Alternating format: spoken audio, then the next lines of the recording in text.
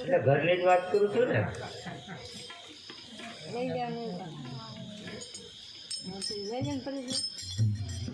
એટલે ઉજાગરો અને બે વસ્તુનો મેળ ન ખાય. માણસને સત્સંગની જરૂર નથી, આવા આનંદની જરૂર છે. સત્સંગની જરૂર નથી.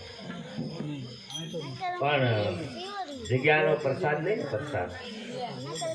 પ્રસાદ આપણે ઓલું જમીએ છીએ અને જગ્યામાં આપણે જે પ્રસાદ એને કહેવામાં આવે છે એ પ્રસાદ બાળકોના મુખમાં જાય. બાપા કહેતા બાળકોના મુખમાં જાય, મોટાના મુખમાં જાય તો એ આજે નહીં તો કાલે, એ પોતે નહીં તો એનું બાળક નહીં તો એનું બાળક પણ એક બે આ માર્ગે ચડી જાય. આનો એવો મહિમા છે પ્રસાદનો, લાગુ પડે. એટલે સંતોએ ભજન અને ભોજન બે શું કામ રાખ્યું છે? ભજનથી ભજન જે છે, ભજન અને ભોજન બે એ જોઈન્ટ જ છે. ભજનથી આપણને મનને તૃપ્તિ થાય છે, પણ એ પાછો બીજો તક આવે તો આપણને પાછી ભૂખ લાગે. ભૂખ વિનાનું ભજન ન થાય, ભજનમાં બેસી ન શકાય. એટલે પહેલાં ભોજન સંતો કે પણ મીડિયમમાં ખવાય, પછી સારું વધારે ખાઈ નાખ રસો નાખ થોડોક લાવ એક વાઇટ તો આવવા દે. એમાં મારા મનુભાઈ તાણ કરતા જો એટલે પછી ખવાઈ જાય, પછી ઊંઘ આવે ભાઈ. હા, એટલે એ પ્રસાદ એ તમે માપમાં હોવો જોઈએ પાછો, તો પછી ભજનમાં કાંઈક રસ લાગે. એટલે ભજન તો આ ગાય છે એને કાંઈ ભજન નથી આમ તો કહેવાતું. આ તો ભજન નામ પાડ્યું છે, આ તો સંતોની વાણી છે, સંત વાણી કહેવામાં આવે. ભજન તો કાંઈક અલૌકિક છે, આ તો બધા સમજેલા જ છે, બધાને ખબર છે. ભજન તો કરવાનું આવે, શ્વાસે શ્વાસે એને રટો. તો બાપા કહે શ્વાસે શ્વાસે સુમિરન ચલે તો નહીં પુણ્ય નહીં પાપ, પછી પૂર્ણાનંદ પ્રગટ ભયો વિના મંત્ર કો જાપ. જે વિના મંત્ર, જે નિરાકાર, જે લખવામાં આવે નહીં એ પ્રગટ થાય છે, પણ એ સમરણથી પ્રગટ થાય. જે લખ્યા બારો છે ને એની વાત કરી રહ્યા છે. પૂર્ણાનંદ, જે પૂર્ણાનંદ એટલે કોણ છે? પોતે પરમાત્મા છે. એનો જે અવાજ, એનો જે ધ્વનિ એ પ્રગટ થાય, પણ સમરણથી. પહેલાં સમરણ કરવું પડે. આપણને ગુરુ મહારાજ જે સમરણ આપે એ શ્વાસે શ્વાસે સમરણ કરો તો પૂર્ણાનંદ પ્રગટ થાય છે. પૂર્ણાનંદ ક્યારે પ્રગટ થાય? કે આપણા કર્મનો નાશ થાય ત્યારે. આપણા કર્મનો નાશ ન થયો હોય, ઓલા જીવન બાબા કે આમ કા કરો પ્રાણી આમ કા કરો, આ જૂના હજી માથે છે તાર નવા કા કરો. તો એની જેમ કર્મ કાપવા માટે ગુરુ મહારાજ નામરૂપી એક ખડક આપે છે, પણ એ નિમિત્ત, એ સમરણ, એ રટન આપણે કરવું જોઈએ તો થાય. પણ આપણી પાસે એ ટાઈમ નથી ભાઈ, બીજો બધો ટાઈમ છે. નથી ભાઈ, બરાબર ને? એ તો હથોડા કરતા જ નથી. સાચું? કોણ નતું ભાઈ છે આમાં કોઈ ખબર નથી હો ભાઈ તમ તારે. એટલે કારણ કે ક્યારે આપણું મરણ આપણે ગુરુ શું કામ લઈએ છીએ? અંત વેળાએ આપણે હેરાન ન થવું પડે. કારણ કે મોટામાં મોટું દુઃખ અને મોટામાં મોટી જો વસમી વેળા હોય તો મરણ છે. અંત ઘડીએ ત્યારે આપણી આજુબાજુમાં બધા હોય પણ આપણને એ કોઈ કાંઈ કરી શકતા નથી. ત્યારે તમે જો આ સદગુરુનું ભજન કર્યું હોય, સદગુરુએ કીધું એમ કર્યું હોય તો સદગુરુ એ સમય આવીને ઊભા રહે છે અંત વેળાએ. અને જેને ગુરુ નથી મળ્યા એને એ ખબર જ ન હોય કે હું ક્યાંથી આવ્યો, હું અત્યારે ક્યાં છું ને હવે મારે ક્યાં જવું છે, ખબર જ ન હોય. અને પછી બાળ બસા પરિવાર એની અંદર એ મોહ માયામાં એ એકદમ એટલું મોહની અંદર લથબથ થઈ ગયેલા હોય. અને એમાં જ્યારે શરીર છોડવાનું એકલાને આવે ત્યારે બહુ ભયંકર દુઃખ છે. એ દુઃખમાંથી મુક્ત થવા માટે આપણે સદગુરુ શરણે જવું પડે છે. કોઈ સંસારના સુખ માટે નહીં, એ તો આપણા ભાગ્યમાં છે, એટલું મળશે. સદગુરુ ચરણે જાવું એટલે આપણે જન્મ મરણનો ફેરો મટાડવાનો છે, અને જે મરણ વેળાની જે પીડા છે એ પીડામાંથી મુક્ત થવા માટે આપણે સદગુરુ ચરણે જવાનું છે, કોઈ માયા માટે નહીં. અને કારણ કે એ તો જેને એ મરણની વેળા આવે ને એને ખબર હોય. કારણ કે આ જીવ એવો છે ને, ભય વિના ભક્તિ ન કરે, ભય એને લાગવો જોઈએ. એક ભાઈ છે, આપણા ગુરુભાઈ છે, અમારે યારે અબોલા થઈ ગયા હતા થોડુંક, એટલે થોડું ખોટું લાગ્યું છે, એટલે અમને નહોતા બોલાવતા. તો એને જો કે બધું થાય છે કર્મે થાય છે, પોતાના કર્મથી જ થાય છે. તો એ માણસને કેન્સર થયું, જીભનું કેન્સર. તો એ ઓપરેશન કરાવ્યું. આપણા અહીંયા બેઠા બધા આપણા ગુરુભાઈલા જ છે. તો એ હમણાં મને ખબર પડી ને, તો હું એને ખબર કાઢવા ગયો. તો ખબર કાઢવા ગયો ને, તો એ ઊભા થઈ અને મારા પગમાં બેસીને રોવા મળ્યા. કારણ કે એને ખબર પડી ગઈ કે હવે મારે આ કેન્સર થયું. કારણ કે એ રોગ જ એવો છે, માણસને એમ ખબર પડે કે મને કેન્સર છે, નકર આપણે બધા કેન્સર જ છીએ. આમાં કોઈ આપણે રહેવાના જ નથી ખરેખર. પણ જેને આ રોગ એક વસ્તુ એવી છે કે એવી જેને ખબર પડે કે કેન્સર આવ્યું એટલે પતી ગયું. પછી એને મોહ માયા મમતા ખાવામાં પીવામાં કોઈ પણ વસ્તુમાં એના આનંદ પછી નથી આવતો. એનો લક્ષ્ય ઓલાયરે જ બંધાઈ જાય છે. પછી મેં એને જ્ઞાન તો આપ્યું, પણ એ ત્યારે પછી જ્ઞાને લાગુ ન પડે, એ પીડાની અંદર. એટલે એ પીડા ન આવે એ પહેલાં આપણે ભજન કરી લેવું. કે કદાચ ને આપણે પૂર્વજન્મને લઈ અને આપણા ભાગ્યમાં આવું કંઈ દુઃખ લખ્યું ને આવી પડે, તો એવા તમે બની જાઓ ભજન કરી. આ ભજન વસ્તુ એવી છે કે માણસ નિર્ભય બની જાય. નિર્ભય એટલે ભય નહીં, ભયથી મુક્ત થઈ જાય. પછી ભલે ને મરણ આવીને ઊભું રહે તો એને કાંઈ ન હોય. આપણા સંતો તમે જુઓ કે હાલો હવે મારો સમય થઈ ગયો છે, મારી સમાધિ ખોદાવો. સમાધિ ખોદાવીને સમાધિની અંદર બેસી ગયા સંતો. તો ઘણાને એમ થાય કે અમારી પાસે મૂંઝાતા નહીં હોય, સમાધિમાં બેસી જાય ને પછી માથે ધૂળ વાળી દે તો એને મારી પાસે મૂંઝાતા નહીં હોય. અમુકને એમ થાય, પણ એ પોતાના સ્વરૂપમાં લીન થઈ જાય છે. એ માટી વાળે એ પહેલાં તો પોતાના સ્વરૂપમાં મળી અને પોતે પોતાના વતનમાં એ જાય છે. એને કાંઈ મૂંઝારો થતો નથી. પણ એ ભજન આપણે કરવું પડે. એટલે એ પીડા જે છે પછી ભજન ન થાય. કોઈ એમ કહે કે ભાઈ આપણે પછી કરીશું, પહેલાં ઘરના કામ બધા તમામ કરી લઈએ પછી કરીશું. પણ આ સમય એવો ક્યારે આવી જાય એનું કાંઈ નક્કી નથી. તો એ ભાઈ મારા પગમાં બેસીને રોવા મળ્યા. મેં કીધું ભલામણા તમારે રોવાનું ન હોય, તમને સદગુરુ પ્રભુદાસ બાપુ જેવા ગુરુ મળ્યા છે, તમારે રોવાનું હોય. તમને હું આમ એવું સત્ય કહું છું કે બાપાએ જે વસ્તુ કીધી છે કદાચ તમને ભૂલાઈ ગયું હોય તો તમે કહો, અમે એના માટે જ છીએ. તમે કહો કે અમને ભાઈ ભૂલાઈ ગયું છે, સમરણ કેમ કરવું, આ કેમ કરવું ભૂલાઈ ગયું, કહો તો હું તમને કહું. અને તમને આ ભયમાંથી મુક્ત કરનારી ઔષધિ એ જ છે. હા, અને જો બાપાએ જે કીધું છે એ રીતે તમે ભજન કરો અને તમે થોડા સમયની અંદર જ જો નિર્ભય ન બની જાઓ તો મને કહેજો. બરાબર છે? એટલે આજે આપણે સંતોને ચરણે જવું પડે છે, સદગુરુને ચરણે જવું છે.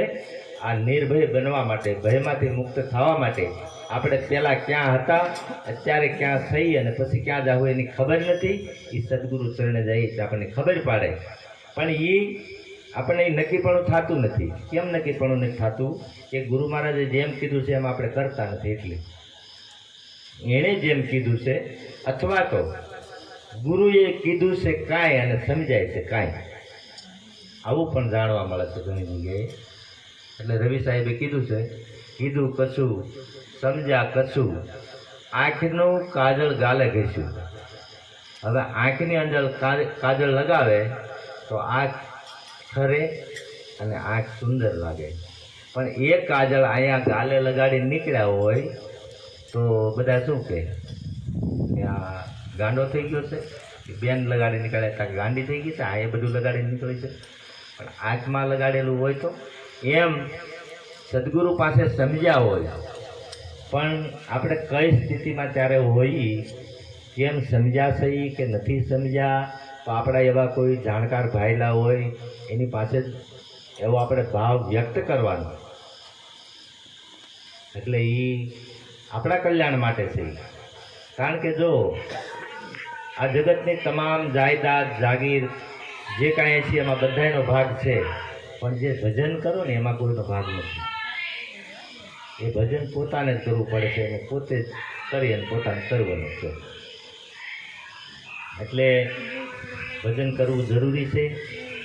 તો ઘણાને તમારે ન માનો તો પૂછી દઉં, હવે ભજન કેમ કરવું? એ તો મને ખબર નથી, પણ હવે કરતા જ હોય જ ખબર હોય. અમુક તમારે જાણવું, પણ પાછા મોટી આપણને ઓલું ઈ લાગે કે ભાઈ કોઈ આપણને કહેતા હોય કે ભાઈ તમને ભૂલાઈ ગયું હોય, યાદીમાં ન હોય, તમને ખબર ન હોય, તો ભાઈ એમાં શરમ શું રાખવાની જરૂર છે? પૂછી લેવાનું 2 વખત. બાપાએ આપણા અમુક બાળકોને કીધેલું છે, તો આપણે પૂછી લેવાનું કે અમારે કહો ને ગુરુજી અમે ભજન કેમ કરીએ? તો ગુરુ મહારાજ હાજર હતા ત્યાં લગી તો, અને ઘણા ખરાને તો પછી બીક લાગે કે કાળુ બાપુને આપણે કેમ પૂછવું, પણ એલા એના માટે જ બેઠા છે. એટલે એ તો એટલા નિખાલસ અને નિર્મળ હોય છે, તમે પ્રેમથી પૂછી શકો એને કંઈ પણ વસ્તુ. એટલે એવો કાંઈ ભય રાખવાની જરૂર નથી કે આપણે કેમ પૂછવું, એમાં ઓલું રાખવાનું જ નહીં બિલકુલ. કારણ કે એ વસ્તુ એ આપણે મર્યાદા રાખવાની જરૂર નથી કે આપણને કાંઈ સમજણ ન પડતી, આપણને ખ્યાલ ન આવતો હોય તો આપણે ન પૂછવું, એવી શરમ નહીં રાખવાની, પ્રેમથી પૂછવાનું. બરાબર છે? નહીં તો પછી છે ને પછી પસ્તાવાનો વારો આવશે. આવા સદગુરુ મળ્યા છે તો છતાં પણ આપણો ફેરો આપણે જો ફાવીએ નહીં, આપણો ફેરો અફળ જાય એવું ન થવા દેવું. બરાબર છે? અને આ કોક થોડુંક કરતા હોય ને તો એને અહમ માલતા આવી ગયો, પાછો અહમ ગરી ગયો હોય, એ મોટો દુઃખ. હું સત્સંગ કરતો હોય તો મને જ અહમ આવે કે મને જ્ઞાન આવડે છે ને હું બધું કરું છું, અને કાળુ બાપુ કરતા હું તો કાંક સૌ, ઓલાભાઈ કરતા હું કાંક સૌ. એ અહમમાં મરી જવાના મારા ભાઈ. કોઈ પણ વસ્તુનો એક રજભાર પણ જો અહમ આવી જાય ને તો આપણું કાંઈ આમ જુઓ ગુરુ એમાં રાજી નથી. એટલે ભજન કરો, આનંદ કરો, અને અમને બધા તમે આશીર્વાદ આપો કે અમે કાંઈક કરીએ. સદગુરુ મહારાજની જય. હવે આ બીડી પી લો ને પછી આપણે બાપાની વાણી રજૂ કરીએ. ગુરુ કાલ જાપ જમ પચલાયા, ગુરુ કાલ જાપ જમ પચલાયા,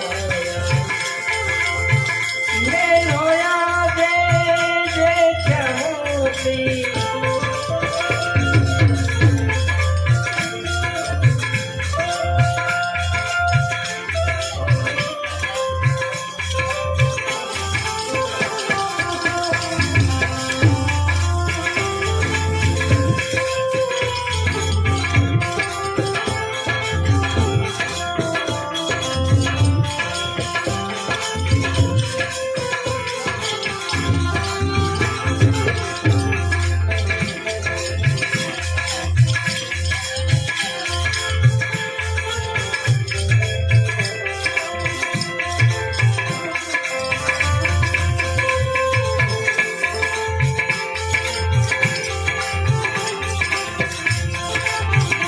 નહીં ધ્યાન ગુરુ કલગાયા, જાપ જમ પચલાયા. જેને સદગુરુ મળ્યા હોય એને ખબર હોય કે ગુરુનું ધ્યાન ક્યાં ધરવાનું કીધું છે, કેમ ધરવાનું કીધું છે. નહીં ધ્યાન ગુરુ કલગાયા, જાપ જમ પચલાયા, ને નોયા દે મોતી.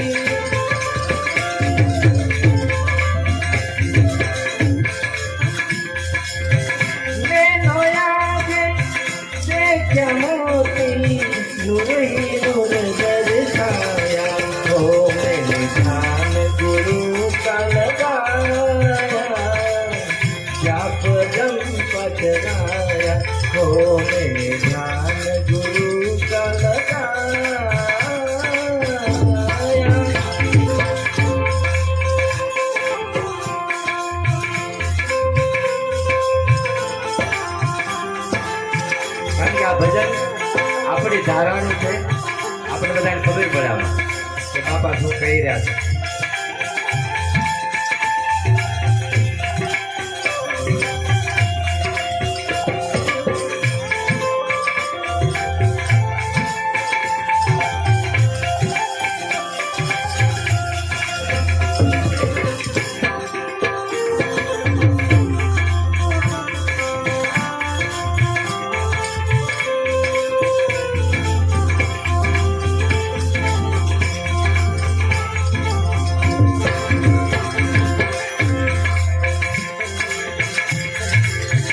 ઘટના ક્યારે બને, અનુભવ ક્યારે થાય? બાપા કહે રવિ સતી કો ભેળા કરકે સુખમણા કો લે આયા, રવિ સતી કો ભેળા કરકે સુખમણા કો લે આયા, સુખમણા કો લે આયા.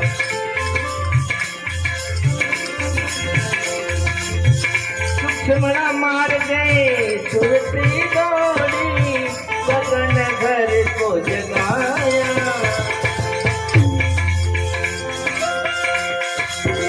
सुखमणा मार गए सुरती दौड़ी गगन घर को जगाया.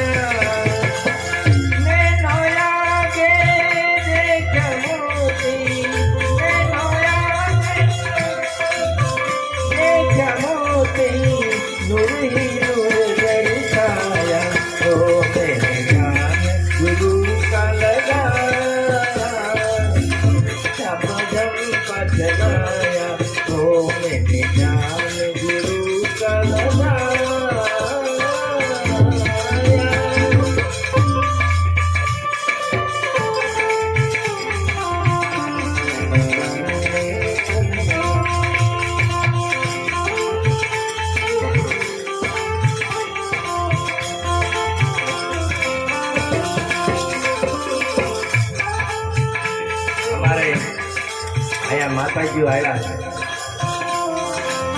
માતાજી આવ્યા છે સાંભળવા માટે. રવિ એટલે સૂર્ય, રવિ શશી, શશી એટલે ચંદ્ર. હવે આમાં બાપા એમ કે છે રવિ શશી તો ભેળા કરશે, એટલે સૂર્ય અને ચંદ્ર બધી ભેગા થાય, પણ ગુરુ એની વાત કરી રહ્યા, વિજય ભેગા લીધે. પણ એ બહારની વાત નથી, અંદરની વાત.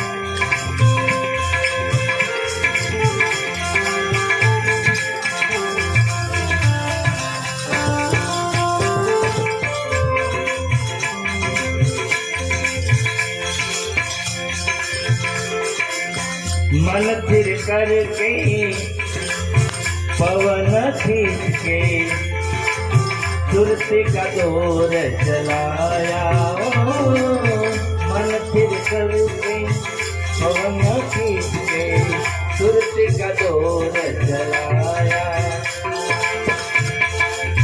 सुखमणा मार गए सुरती दौड़ी,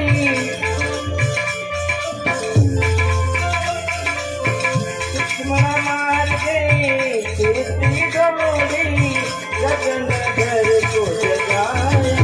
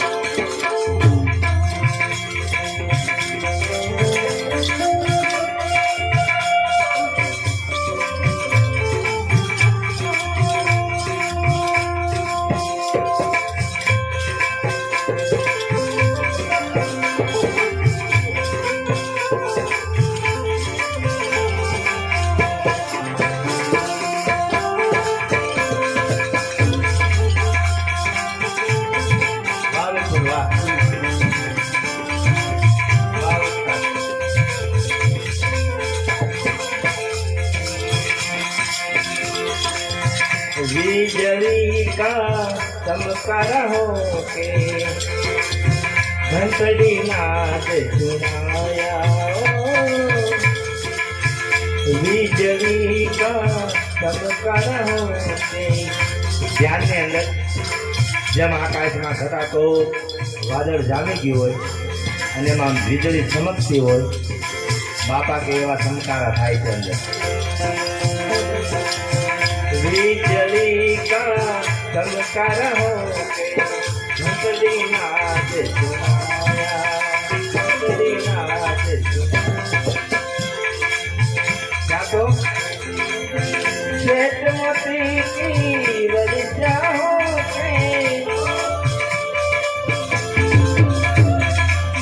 श्वेत मोती की वर्षा हो नाद के नाद सुनाया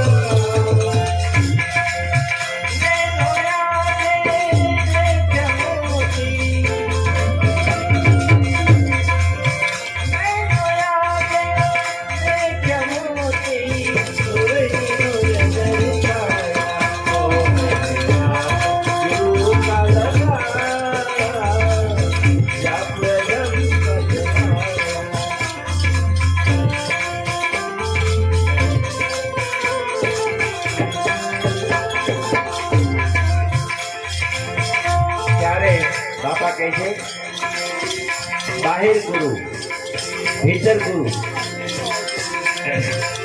ત્યાં ભીતર ગુરુ પ્રગટ થાય છે બેને મને ભીતર સદગુરુ મળ્યા એમાં કડીની અંદર બાપા કહે છે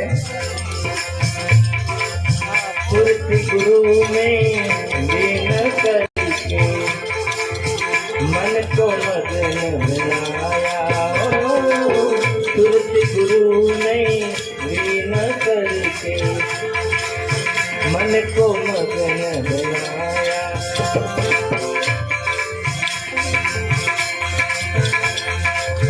बापा प्रभु के गुरु भगवान मरता बापा प्रभु के गुरु भगवान मरता पावन बारो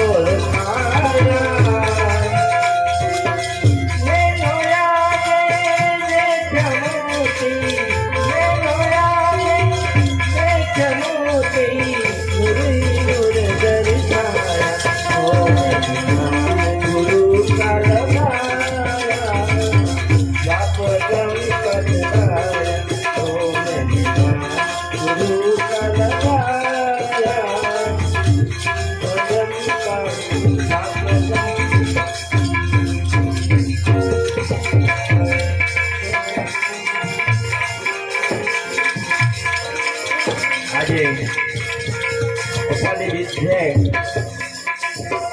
રામદેવજી બાપાની મહિમા છે એટલે એક આજે બે કડી રામદેવજી બાપાની ગાવી છે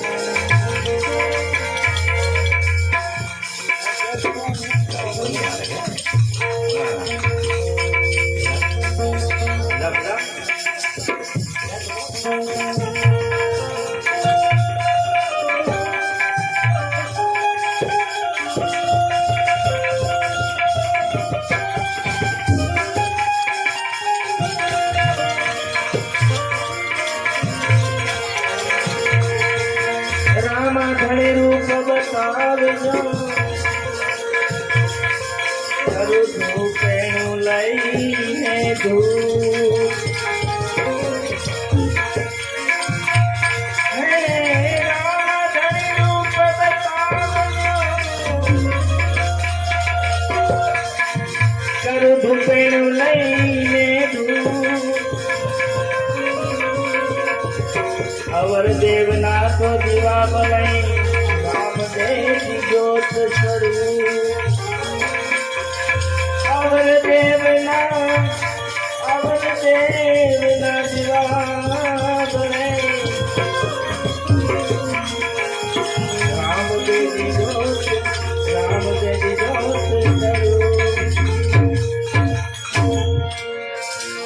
पीला पीला करने जा